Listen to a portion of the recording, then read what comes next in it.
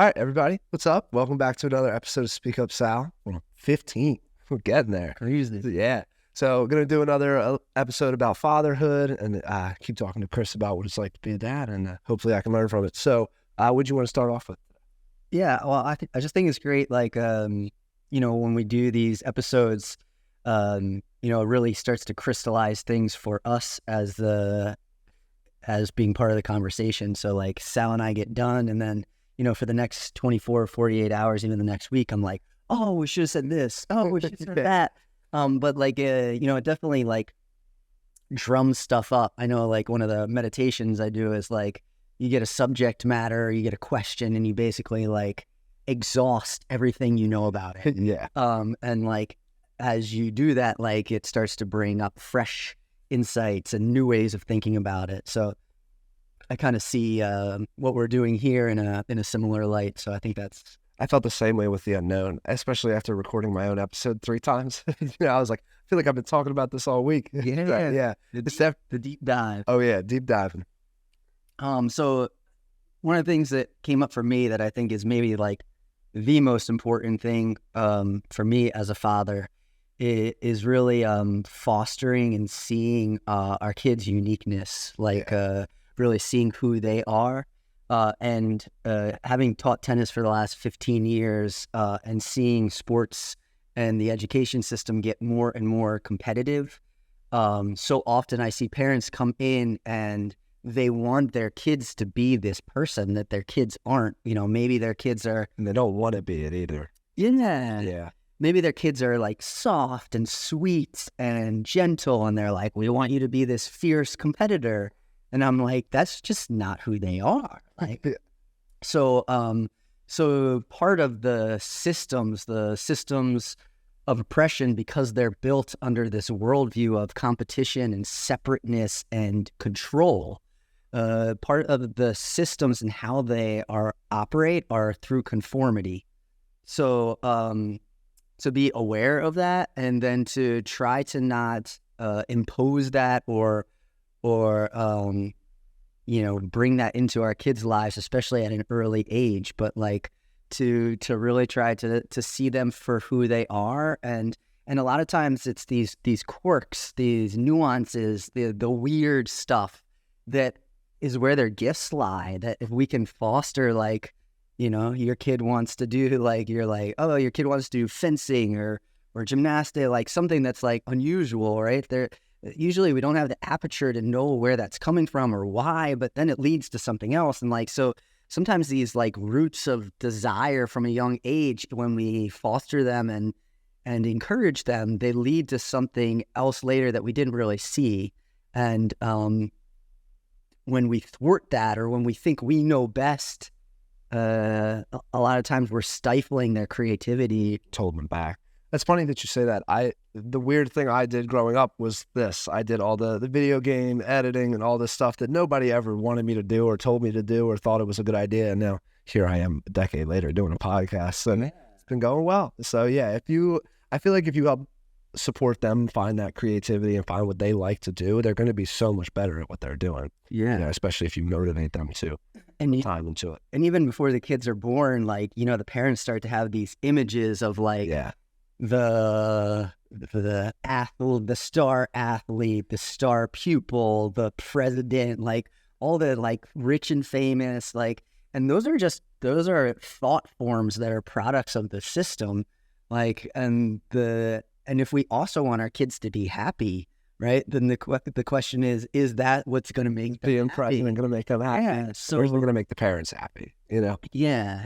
The other piece I wanted to touch on is a lot of times you'll hear parents saying, "Oh, your kid's so good. You're like, what a good kid." And usually, especially with young kids, that means they were quiet. That means they like seen, not heard, right? So being careful of. So sometimes parenting is hard, right? You're like, just get out of the tub, just go to bed, just brush your teeth, like. I can't ask you everything 10 times. I'm exhausted, right? Sometimes you're just like, come on, man, right? But then I also see kids whose wills have been broken and like they like it used to be like if you break the kid's will early on, right, then they don't feel those repercussions later, and things go much easier. But that's total bullshit that they don't feel those repercussions later. Absolutely. Right? Like I've been in, group trainings and we're all like and I'm usually the youngest guy in these group trainings, and I'm with 60, 70 or 80-year-old people, and we're talking about what happened when we were 6 to 12, like the early years are what set the patterns for our adult lives. So, and it's finding this blend between anarchy, chaos, and the roots of anarchy don't lie in what we think like they're, I don't want to digress too much.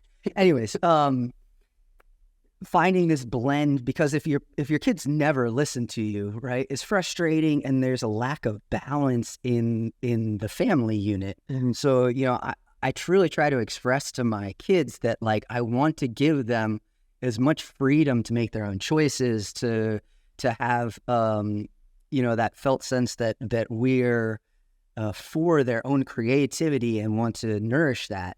But at the same time, like if I ask my wife can you get that for me, or if she asked me to like go, can you do the dish, like whatever, like there's this mutual respect where there's this giving and receiving. And, we try to model that, and then to encourage this idea that we're all part of a team. The family unit is a team. And if they're always doing what they want, right? Like, hey, it's time to brush your teeth. They're like, to recognize that there are consequences for never brushing your teeth, and to recognize that if it's always about you and what you want, then the team tends to fall a little bit out of balance. So how do we foster the uniqueness and the creativity of an individual and the individuals in the family unit, while at the same time having a team mindset? So if you're in a band and the drummer is an amazing drummer and the guitarist is an amazing guitarist, right? You get this like great cohesive unit, right? Where if the guitarist is like, hey, no, like, don't just do it my like if they start to stifle each person's unique creativity, it doesn't lead to the most to those synergies where the whole is greater than the individual parts. So what that balance looks like for you as a parent and you as a child is specific and ongoing. But I would say like be careful about having a child that is too controlled, too subverted, too disciplined, right? And there is a discipline in terms of mastering schools, and there's a discipline where they're just controlled by the parents. Because guess what? Eventually, who they're listening to isn't going to be you, right? It's going to be their peers, and the peer voices might not be that healthy. Yeah. So what I'm always trying to do as a parent is to give my kid access to his own inner authority, right? Like access to that inner world, access to what feels resonant for your heart, access to your own integrity, right? Which is the wisdom of the body, rather than morality, which is the rightness or the ethical code of the mind. And how we do that for little people is also a challenge in itself, right? Because the neural network and the resonance of the body is a developmental process. Like most small children don't come in with a super sophisticated inner neural network, but I do think they come in with a basic goodness. Like I think this, idea of hatred and separateness and greed, I think it's taught, right? I think it's both an individual and a generational field. Right. I think you could say the same with fear. As somebody, like I was one of those kids kind of like stuck in that control bubble, and I grew up to fear so many things that I did not need to fear. I think fear is super pervasive in terms of field interaction. Absolutely. Yeah. And I feel like also, I know, speaking from a lot of people that I grew up with, those kids that had no internal authority, they only knew external authority. When it came time for them to use their internal authority and be on their own, they couldn't handle it. A lot of kids kind of lose their path, and waste some of their time figuring out who they are because they didn't get to do it for the first 18 years of their lives. and I want to make sure I don't do that. Yeah. So giving our kids that sovereignty, right? That freedom to, express themselves creatively, whatever that looks like. And that could be simple things like, they're going to dress themselves. They're going to choose their own haircut. They're going to, so we're talking about, giving to our kids that idea or that notion of sovereignty, of their own independence, and even a connection with their own inner integrity, their inner authority, is maybe one of the best things that we can give to, right? If we want our kids to be independent, if we want our kids to have basically a guide, right? So like when you're in touch with that inner world, right? Like you can always ask questions and feel this resonance, right? So it leaves us able to withdraw from some of the systems that are oppressive, some of the systems that take away our power, right?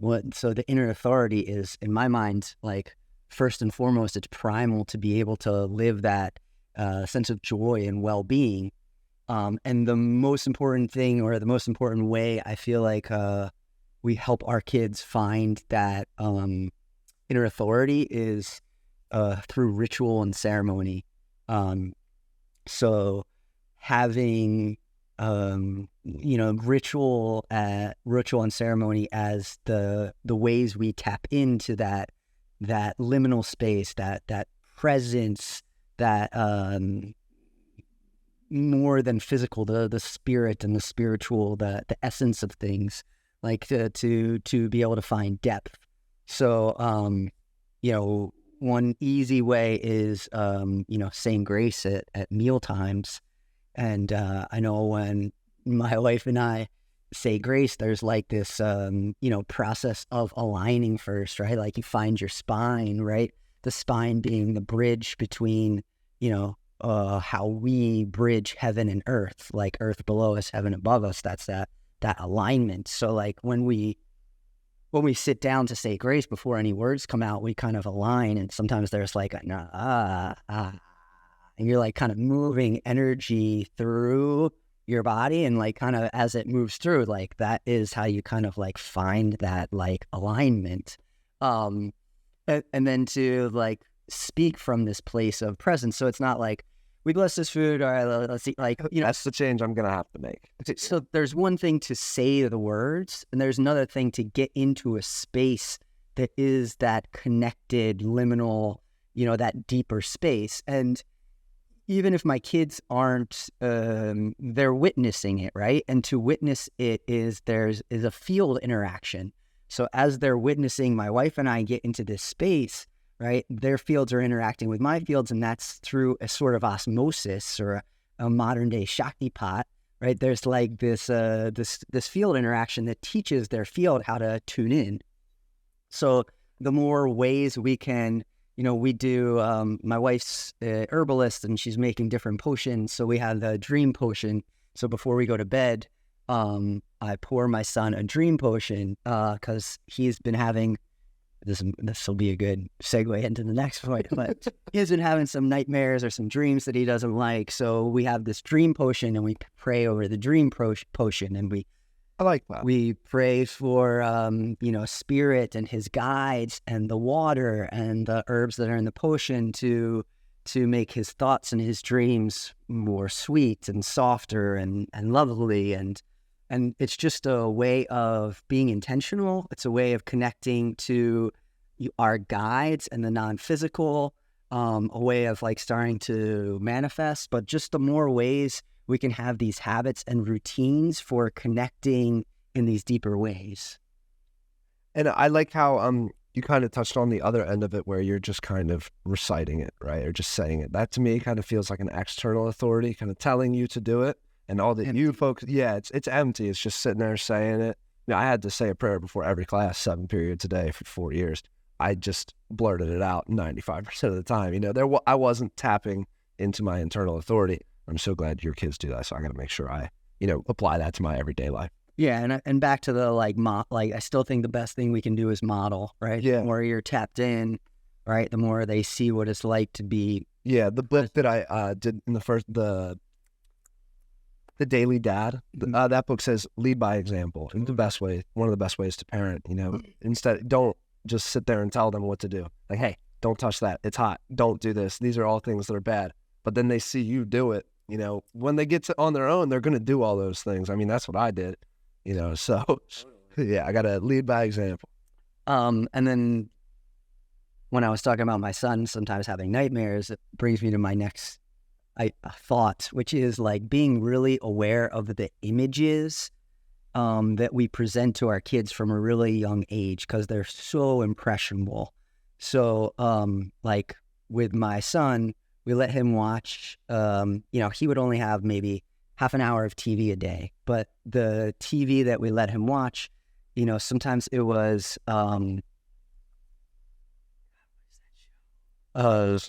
what's the show with the little dogs that run around, like Paw Patrol? So a lot of the TV out there, like it's almost always in chaos, right? They're so Rambling. They're trying to fix something. Yeah. So one is that basically the worldview that underlies the systems is a worldview. It's a chaotic worldview. It's a war model. It's us versus them. It's a model of competition. It doesn't show team. It doesn't show teams. And there is a team around the Paw Patrol, but like it also shows that it's like heightened energy. It's like we're always in this like alpha state of like chaos and turmoil, right? And then there was one that was like the Lion Guard, but like the good guys were always fighting the bad guys. Like there's almost always like in TV, there's almost always a bad guy, and there's very linear thinking, and there's almost always competition. So there's almost always this either or. So it encourages and influences this like war model rather than ecology, rather than systems thinking, rather than seeing patterns and processes, right? We're trained to think that like it's us versus them, and it's hard because that is the primary field. But like if I had to, and my wife and I are big Harry Potter and Lord of the Ring fans, so we did let our son watch Harry Potter, definitely too young.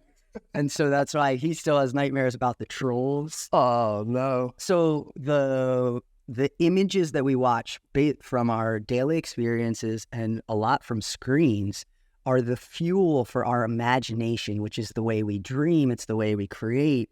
So the more we can fuel our imaginal intelligence with beauty, so going to national parks, watching documentaries on national parks and beautiful things, right? That is good fuel. It's like eating healthy, right? And then the more crap we consume, it's like the junk food, right? So that those images it's like we are so porous and so receptive, and it moves in so many different ways. So it's not like you see this and then you just let it go, right? Yeah. Like my son's 5 and he's still getting over the troll images from when he was 2. I watched The Hulk when I was about 5. It took me until I was almost 15 to get over that. Yeah. So yeah, that's a really good analogy. That's a really good point to bring in. It's kind of like also with language, right? Like what you tell yourself every day. Yes. That affects your health. If you tell yourself, oh, you're awful and all these negative things, you're gonna feel like that. And if you tell yourself, you're doing well and you speak positively about yourself, then you're gonna project that out into the world as well. So I think that's a great point. Some of the language stuff I've been working on is take. The word take, it basically is used to convert verbs. It's like a blanket statement for verbs. So then we turn verbs into things. So basically, instead of showering, instead of breathing, which are processes in themselves, we take a shower. So now showering, which was a verb, becomes a thing. And the more we think in things are fixed. Where if we think in processes, right, then we're thinking in patterns, then we're thinking in systems. Now we're involved in this fluid way. So a lot of spirituality people are like, oh, I'm getting rid of the ego. I got to get rid of the ego, right? It's an ego as a fixed thing rather than a process where it becomes a problem. Even Buddhism, right? Buddhism at the root of itself is process thinking. And we as Westerners say, oh, Buddhism, that's a religion, that's a thing. Yeah, Like we make we make it into a thing. now. Okay. So like Tibetans would call it the ghosts in the system. So we say it is raining. There's no it is raining. It's just raining. Raining is Never noticed that one. the raining is the process in its entirety, right? That's why in indigenous cultures, it would be 98% verbs. Everything is a verb. Everything has a process, pattern, and essence to itself, right? We as humans are processes. We are patterns, right? And we give ourselves a name and we turn ourselves into a thing. And we have this story, and the story is more or less fixed, even though we don't look the same as we did a couple of years ago. Right, we're always changing in this transformational growth process, but we put ourselves in this thingish box, right? So everything When that should be more fluid. when we're thinking as a process, then it's fluid. Okay. So by thinking in fixed things, we limit the context to be able to see how things are changing, and we also limit the context to not be able to see how things relate. So if I'm a fixed thing, right, that takes me out of or removes me from being able to see my interaction relationally, which is mostly how patterns work. Okay. Right. So if I'm a process, then I'm integrating with other processes and I'm integrating with full systems, which is a way more eloquent and sophisticated way of thinking rather than like this billiard ball model of I'm a ball over here, you're a ball over here. Sometimes we bang into each other, but we're very separate. Right. So this is the atomistic model that's the worldview that underlies the systems. And the tricky part is we embody the worldview so much that we can't see it. And when the systems fail us, when the systems create addicts, when the systems create poverty, we say, oh, you failed. It's your fault that you failed. It's not the system. But we are the system. We are parts of the system. So our failures is this failure of a system. And I would argue that the systems as a whole are failing or have been failing. Look at the rates of anxiety, addiction, etc. But they're failing because we're trying to fix the systems within an underlying worldview that we can't see, that we're not willing to change. So we try to maneuver the systems without actually adjusting. Try to fix fixed systems. Without adjusting the underlying worldview. Yeah.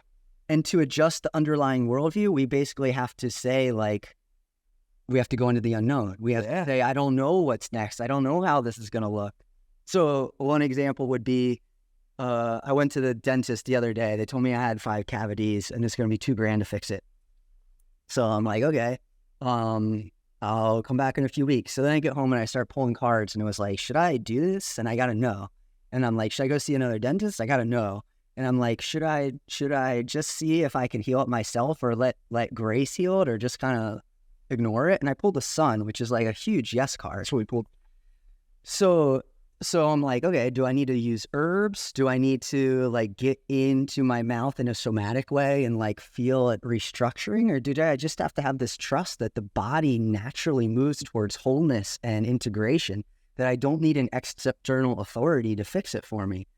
So I called him up and said, I don't want to do the appointment and I'm going to see how the next few months go. And it's not like, I know I'm going to go. It's not like approving, like, you're right, you're wrong. It's just about like kind of allowing this trust to say, what are we capable of? What are we as humans capable of in terms of healing and growth? And a lot of it is this placebo where the body responds to what the mind believes and creates. So as I embody this notion that the mind is, that the body and the mind and this body-mind structure is capable of healing itself and it wants to work back towards wholeness.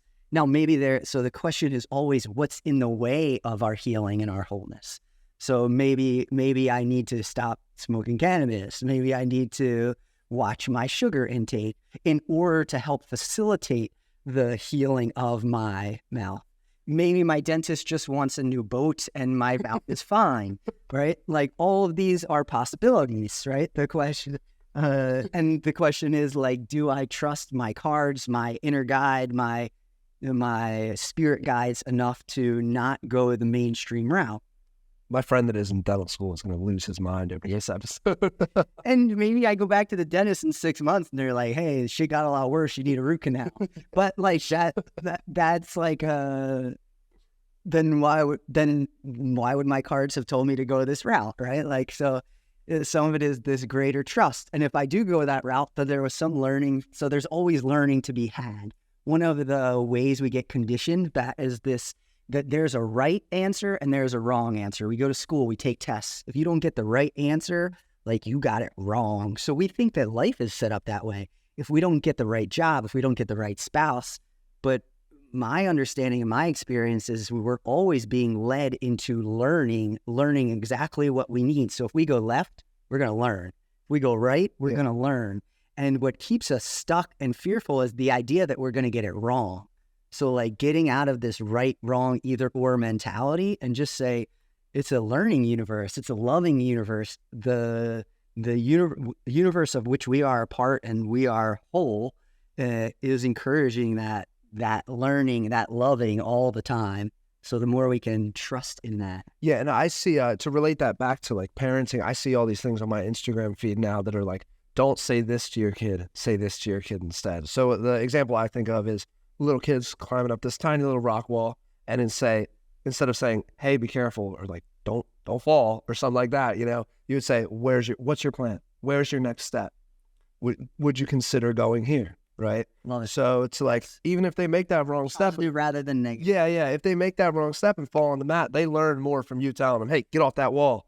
It's scary up there. And I love that, like, so much of our subconscious beliefs are in our language. So be careful, right? Be careful. Or like asking your kids all the time, are you okay? Are you okay? Like I do that. We're like, we're pushing our own fear onto them. Where like, so if we're saying, where's your next step? Or like, sometimes I'll say, be aware, be with what you're doing, be completely with what you're doing.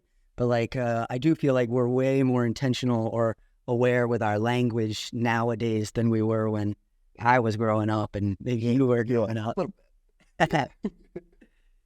So yeah, like language is a huge, can be a huge gift or blessing or curse to our kids. Like that's one of the ways we really, I think, condition them. Yeah. Oh, good. Maybe that's what we touch on next. Language. Touch on language a little bit more. I did one by myself, but you know way more about me than that. So that'd be good. Do you want to call it for today? We got to get back soon. We can do that. You want to actually show that sun card? You have that in there? Or do you want to read it? I can show it. And put it back. But the wheel came up. Love the wheel. Cool. And The Fool. Gotcha. The Fool, the beginning and the end. Dive like into the unknown. Line up like that. Cool. Sweet. And real quick before we go, thank you, everybody. Thank you, really. You did most of my advertising. Help me get the Spotify ambassador. Just got to wait a couple business days for the application to go through and keep on going, keep diving into the unknown. Thanks for listening to all the parents. 7 generations. Oh, yeah. Here we go. Peace out, guys.